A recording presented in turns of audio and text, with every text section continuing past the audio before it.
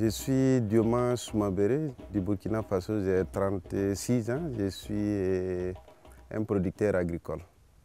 Je travaille avec 3 petits frères, nous sommes tous mariés, on a des ouvriers, on a une superficie emblavable de plus de 100 hectares, mais à date le potentiel qui est réellement valorisé est de 80 hectares, grandement composé du maïs qui vient en première position, suivi du coton.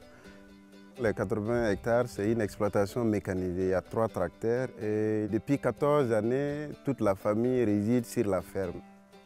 Les travaux débutent à 6 heures et puis prennent fin autour de 18 heures. Et c'est le dimanche, le jour de repos pour tout le monde. Depuis 3 années, j'utilise l'OGM spécifiquement pour le coton. 70 à 80% des cotonculteurs aujourd'hui du Burkina utilisent le coton OGM. Ça a des dangers, mais l'option quand même est délibérée depuis plus de 7 ans. Les OGM ont un potentiel, ça peut aider à résoudre un certain nombre de problèmes et accroître la productivité au niveau national.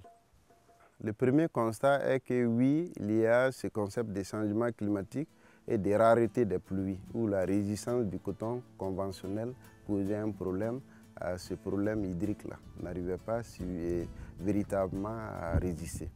Le deuxième constat est que les rendements également du coton OGM et conventionnel baissaient d'année en année.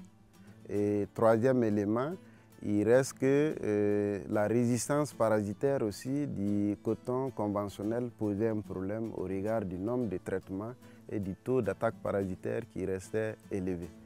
Et bien sûr, le quatrième élément, c'est la charge aussi du travail qui parle de traitement massif. Ça veut dire que ça mobilise l'agriculteur à temps plein avec un appareil de traitement au dos qui, chaque 2 semaines, se devait d'être dans son champ de coton pour le traiter.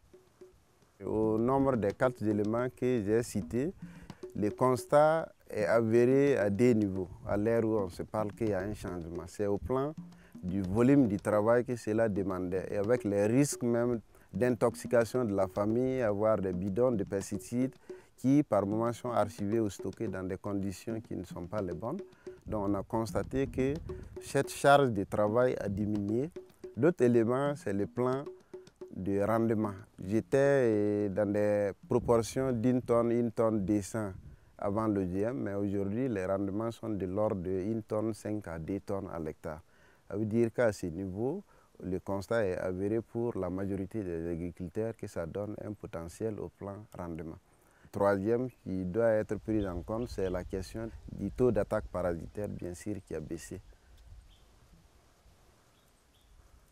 Je souhaite un bon débat, de bonnes réflexions